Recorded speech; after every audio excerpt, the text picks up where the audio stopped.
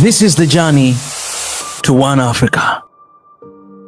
And we are talking about what President Ruto actually has, Kenya has announced that they are going to lead the international team to invade Haiti. But it's so good that we have actually someone from Haiti, and it will be amazing to just hear her insight, what she has to say about. First of all, what I would love to know, will say, is about Haiti. What is happening there right now for people who do not know? What really has been going on the ground? And then I'm going to go ahead to hear as well your opinion and what you guys feel about Kenya leading the troops that will be invading their Haiti. Wilson, welcome. Yes, thank you, my brother. Thank you, you also as my African brothers. And I said again that you are doing a great job. So my name is Wealthy, and I am a Haitian. And right now I'm living in America. I'm not living in America. I'm living in Rwanda, but I am Haitian. Because like I have to come back to my roots. So you know what's going on in Haiti right now. It's a turmoil from the Western countries that doesn't like Haiti, doesn't like the Haitian people. So they're trying to destroy that entire population of Haitian people so they can take over the land, the island. We have our border, it's almost like Rwanda and Congo. So that's how our island is right now in Haiti. So they want the Dominican Republic to just come and take over the country of Haiti. And as you all probably know, Haiti was the first Black independent country. Yeah. So all they want to do now is like they want us to pay for what we did as getting our freedom and help them to get their own freedom. Because Dominican Republic is not an independent country, because we Haitian, we the one that help them out to give them that piece of that island that they live in.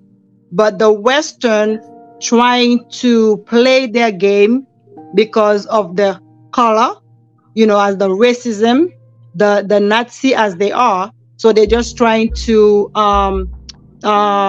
destroy the entire population by giving our own people, as they always do in every place in Africa, in every Black countries, arm them and to go kill each other. So as Haitian, we're trying to tell them, no, enough is enough. We're not gonna allow that to happen. And that's the reason why they take the President Ruto and ask him to add other Black countries to form a group so they can go and invade Haiti, just not to give security to the Haitian people, but to give security to the mulattoes, to the elite of the country, and to protect all the minerals, the golds that we have in the country. That's all they want. And we all know as Haitian who is in charge of that, but I'm not gonna mention the name while we're in the air for security purposes. But now all the Haitian people are rised up and said enough is enough. We've been colonized by the French. We've been colonized by the America. They did nothing for the country. All they're doing is forming gang, killed, raped, destroyed schools, hospitals, everything. So I'm just hoping that President Ruto, that I look up to as a African man and a smart person that was fighting or trying to do best that he can for Kenya. So I hope that he doesn't allow the Western, the European, to use him to go and invade Haiti in a wrong way. So I'm hoping that when he gets to Haiti, or if he happened to go to Haiti, because they were supposed to go last week, so now they changed. They said they're going to Haiti in 2024. So hopefully just slow things down and look over what they ask them to do and see it's not in the benefits of our Black people. So, you know, because like the concern is not only Haiti now, the concern is like all the African, all the Black people, because like we Haitian, we came from Africa.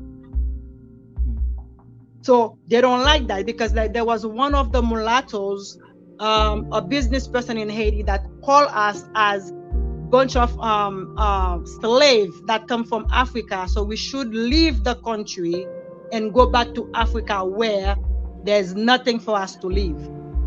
So in a way that the Westerners, the mulattoes from Lebanon, there are a bunch of Lebanese that thinking that Haiti belongs to them, you know, so they trying to remove the entire or erase the entire Black population, which they are unable to do so, because we are fighters. So we fought, we get freedom, we fought, we help other country to get freedom.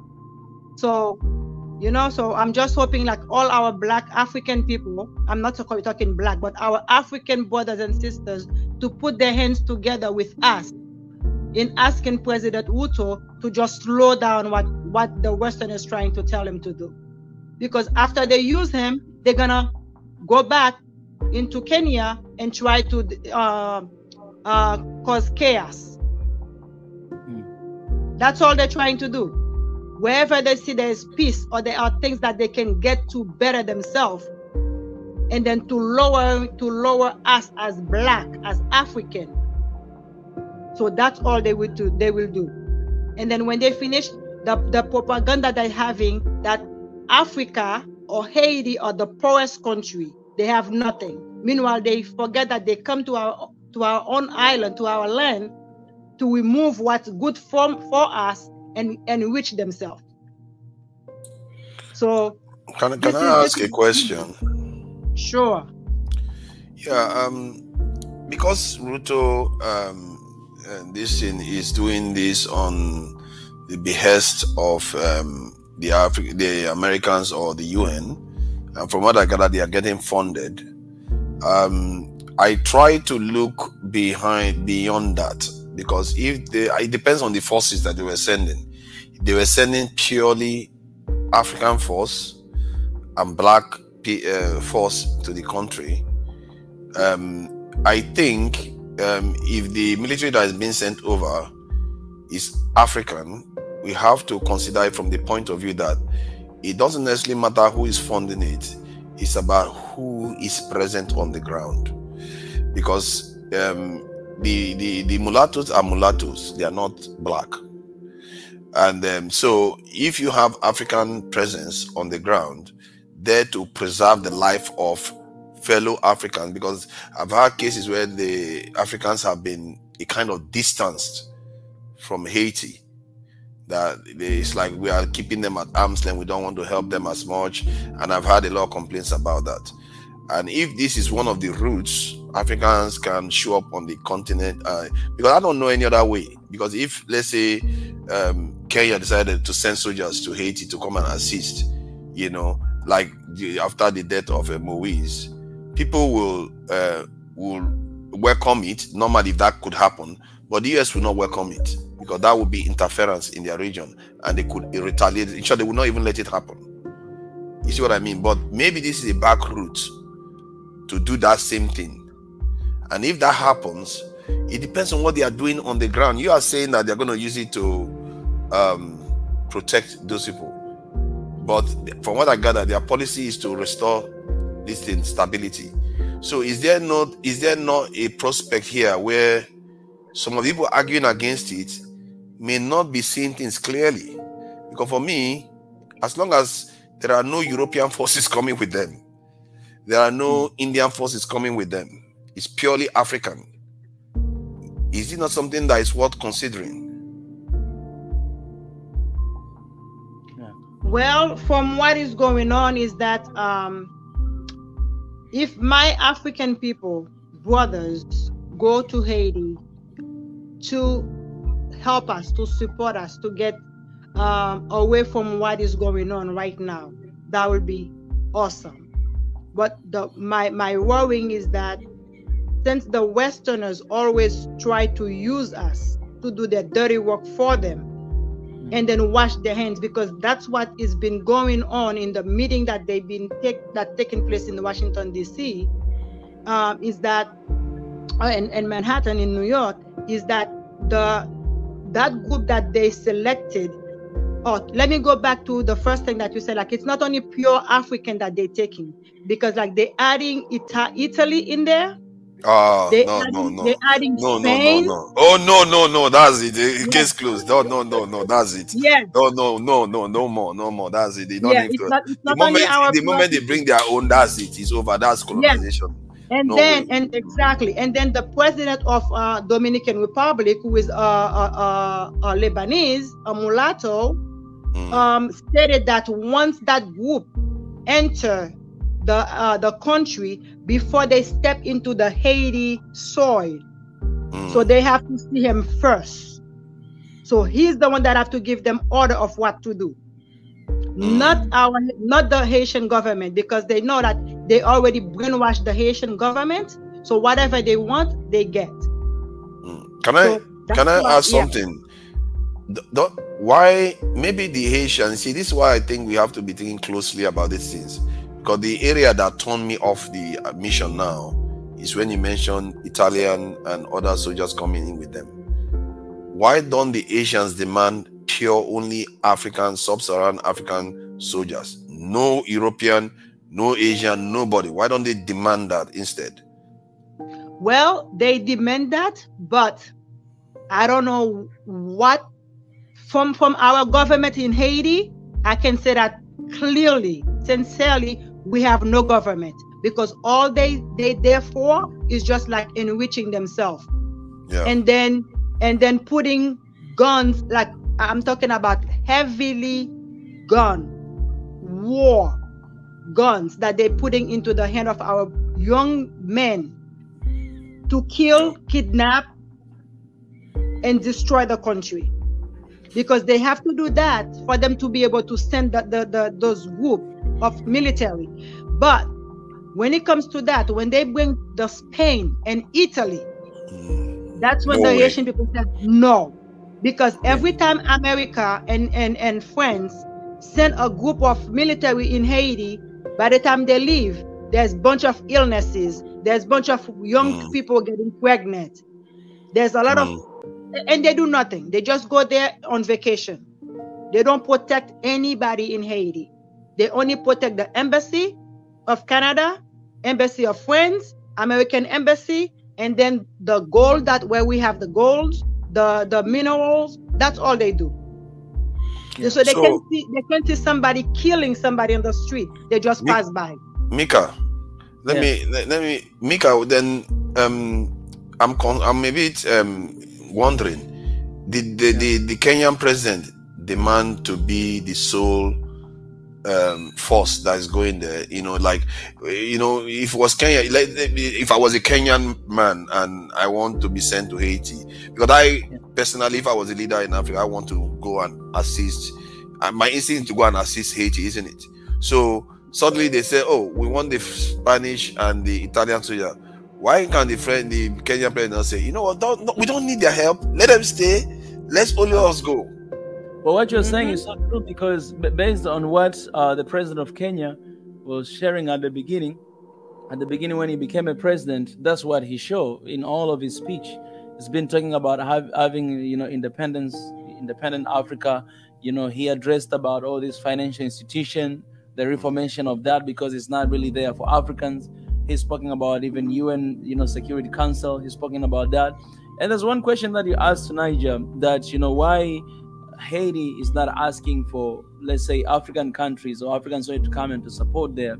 This, do you think that US will allow that to happen? Because if we had the really good working Africa Union organization, then Haiti, they don't even need to ask for it, because they already recognize as a part of African Union, because these are brothers and sisters from, African descendants from Africa. So African Union will actually deploy the soldiers from Africa that, okay, go and support our brothers there. But they cannot do that because they are their puppet. If they will dare to do that, you know what will happen. You know, sanction might happen. So that's the question. Why isn't the African Union saying anything about the matter? That's part of the issues where you can see that they're being exposed. You know, because they should tell Kenya or Ruto to stand down. That's what their responsibilities are. So at this particular time, as we can see, they're keeping their mouth shut. Yeah, but why should they tell Ruto to stand down? What they should be telling Ruto to say was that, tell America, we don't need Spanish, we don't need Italians. We are good. We can do it ourselves. We can even get Ethiopians to come with us. We don't need any of these people. That is the trick. Because now you are not telling them you're not going to go. You're telling them you just don't need the Europeans. No, but at the same time, yeah, but at the same time, brother, we know the scenario. We know that's the situation, you know. But we also got to hold them accountable for being in so-called leadership of the African Union to take on some of those roles of what they might as well just go and disband the African Union if they're not going to take on the responsibility of addressing some of these African leaders that's stepping out of line, that's out of the policy of the Organization of the African Union.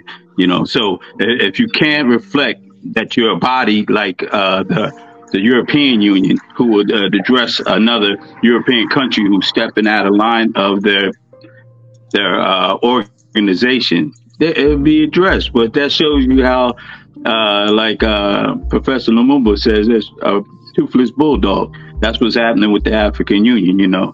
But at the same time, you know, I want to just go back on President Ruto. I didn't like the policy. I'm just recently stating that, you know, anybody's coming back, come to a country that is, we all started off there. He's allowing all the Europeans and that, but he's bringing us all into the same, giving us all the same opportunity, rather than just saying us Africans returning back home, us kidnapped Africans returning back home and coming to help build the continent, or coming to help build Kenya, or having a free visa and access to it. He's giving it open to any and everybody, the colonists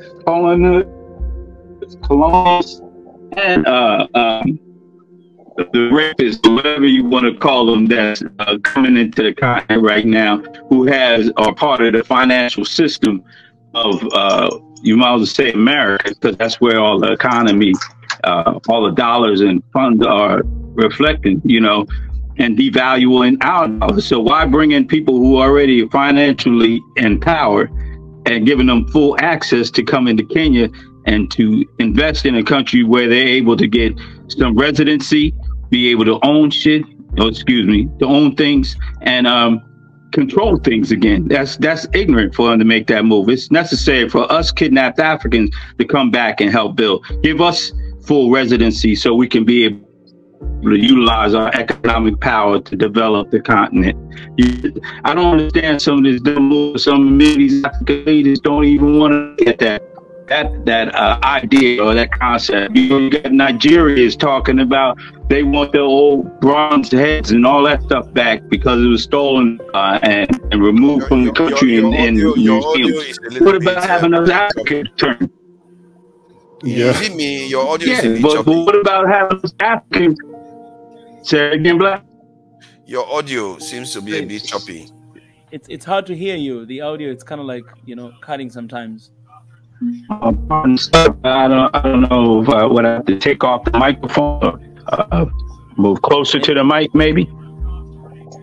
Right. Log out and log back in. Okay, got you, Black. Yeah, but before we move on to someone else, Niger, just a second before I give, because we have Caribbean Igbo has been waiting here for a while, and then I will get to you after him. But I wanna finish up first with we'll say Sushana. You know, there's one question here has been asked in the private chat, by the way, that does Haiti have an elaborate plan to control the gang? I'm told that is the excuse to invade Haiti. Like with everything, you've spoken about gang here before, because we see what is happening with hide all these gangs that are attacking everywhere. But from what I've understood is that this is kind of like the same case that is happening in Africa, like funding all these like different groups in Africa to fight against our own people. Is that what's happening in Haiti as well? Exactly. This is the same thing that's going on in Haiti. So the gang are being sponsored by even like the people from the government, within the police department, within the mulattoes, within the president of Dominican Republic. As I'm talking to you, like last Saturday or Friday, so they have like their border are being shut down because like we're building like a dam to have water, so people can water their farm.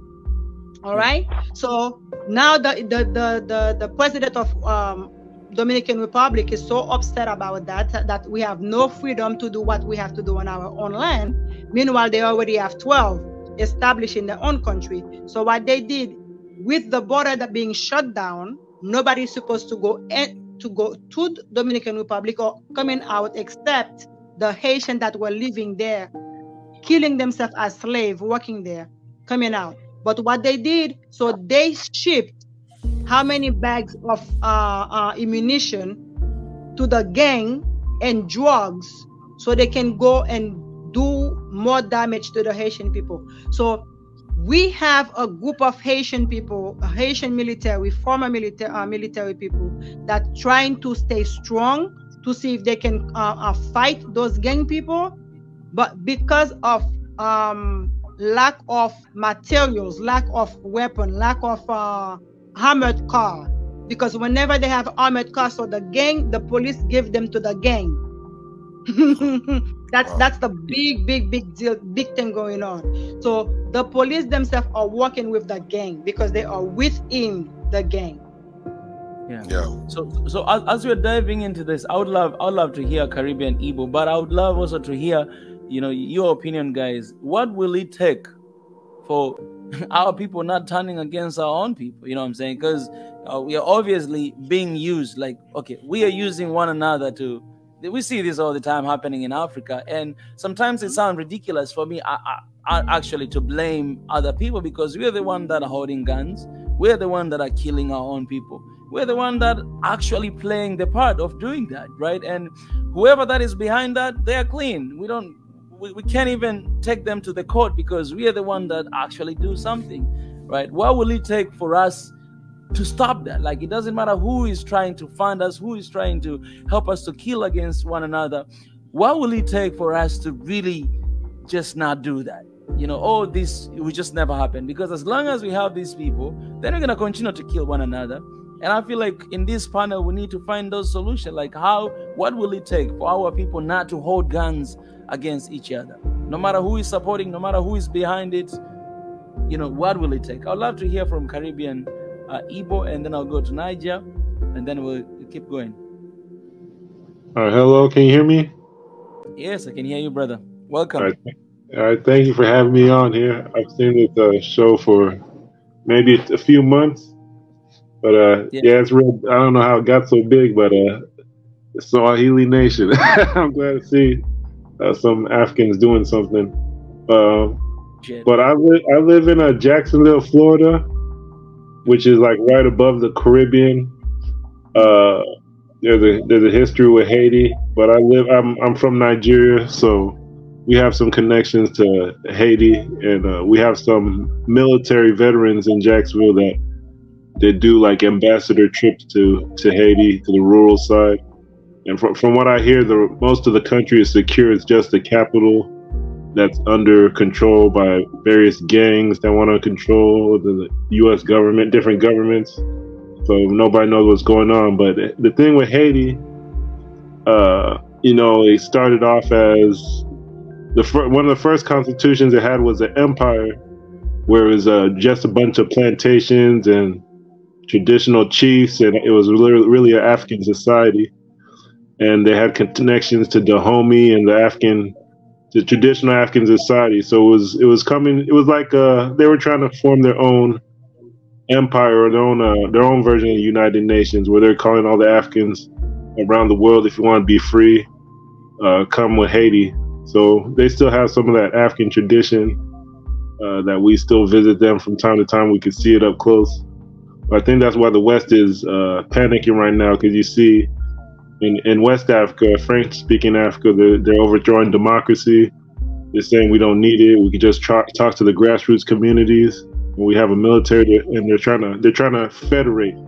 And I know some Haitian Pan-Africanists that are connected to those movements in West Africa. So I think at the end of the day, we have to find our own system of government, our own borders. But I hope Haiti won't be invaded again. But all these things are connected. We're trying to build our own Berlin Conference, our own United Nations, our own African Union from the grassroots up, because all these things are corrupt from the bottom up. But we're making our own linkages on the grassroots, so everyone should just stay connected. But I don't think Haiti will be invaded. But I think it's all about us going back to our roots. You see the Mali, Haiti.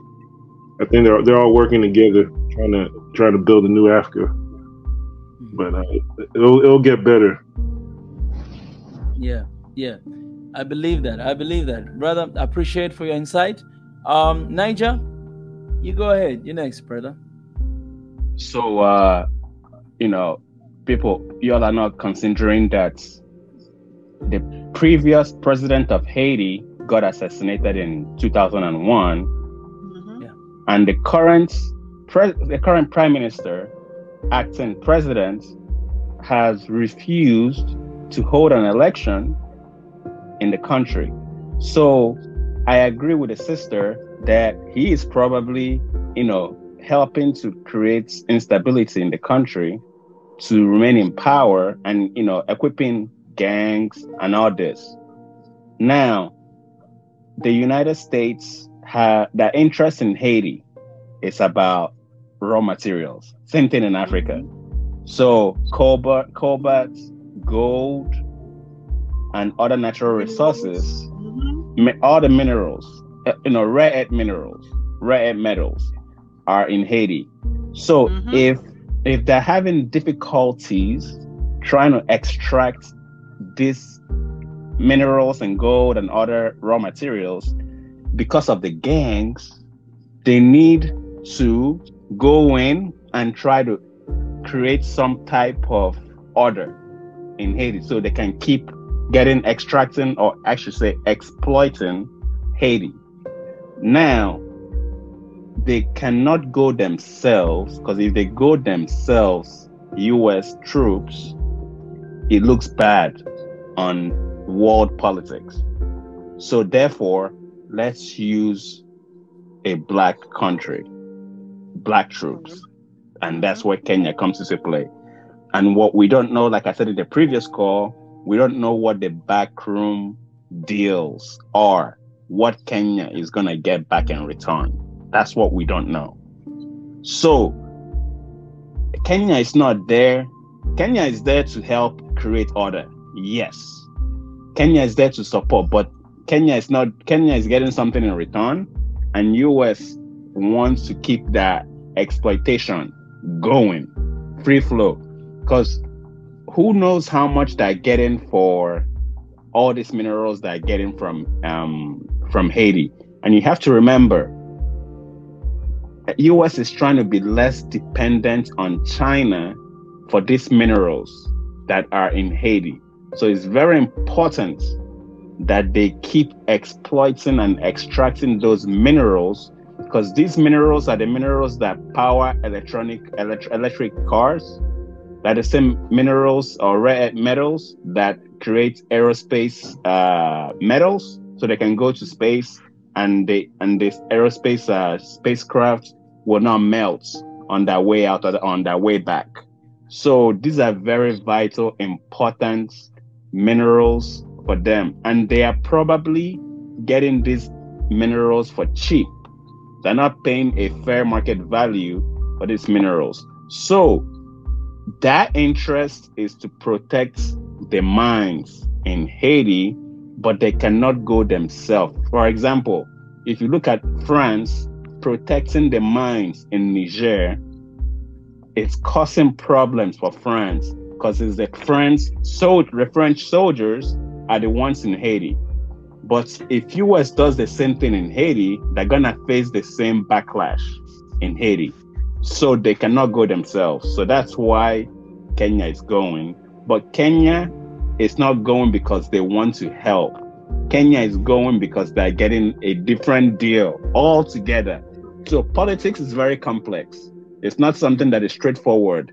It's very complicated. There's a lot of deals, negotiations that we will never hear about ever in our lifetime that happen behind closed doors. So that's what I wanted to share real quick, and hope what I said made sense to you all.